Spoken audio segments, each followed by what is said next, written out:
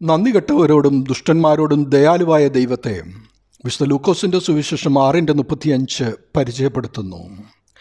പഴയ നിയമത്തിൽ നിന്നും ഉന്നതവും ഉദാത്തവുമായ ഒരു പെരുമാറ്റച്ചട്ടം യേശുക്രിസ്തു ഇവിടെ കാണിച്ചു തരുന്നു. പഴയ നിയമത്തിലെ പെരുമാറ്റച്ചട്ടം സാധാരണ മനുഷ്യരീതിയിൽ അടിസ്ഥാനപ്പെട്ടതായിരുന്നു. എന്നാൽ പുതിയ നിയമത്തിൻ്റെ അഥവാ യേശുക്രിസ്തുവിൻ്റെ പെരുമാറ്റച്ചട്ടം ദൈവിക സ്നേഹത്തിൽ അടിയുറച്ചതാണെന്ന് വചനഭാഗം വ്യക്തമാക്കുന്നു.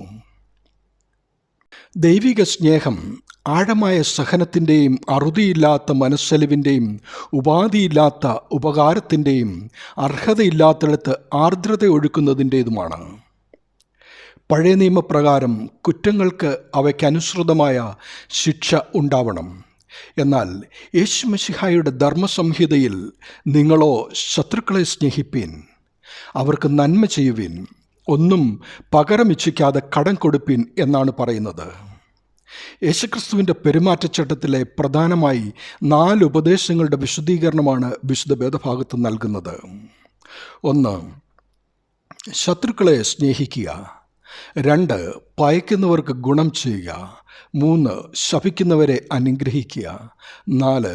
ദുഷിക്കുന്നവർക്ക് വേണ്ടി പ്രാർത്ഥിക്കുക. ഈ ഉപദേശങ്ങൾ അനുസരിക്കുന്നവരുടെ പദവിയെക്കുറിച്ചാണ് 6-ാം അധ്യായം 35-36 വാക്യങ്ങളിൽ പ്രതിപാദിക്കുന്നത്. അവർ ദൈവമക്കളാകും, ദൈവിക സ്വഭാവമായ മനസ്സലിവും ദയയും ഉള്ളവരായിത്തീരും. പുതിയ നിയമത്തിലെ പെരുമാറ്റച്ചട്ടത്തിലെ സുവർണ നിയമം, മനുഷ്യർ നിങ്ങൾക്ക് ചെയ്യണമെന്ന് നിങ്ങൾ ഇച്ഛിക്കുന്നത് പോലെ തന്നെ നിങ്ങൾ അവർക്കും ചെയ്യുവിൻ.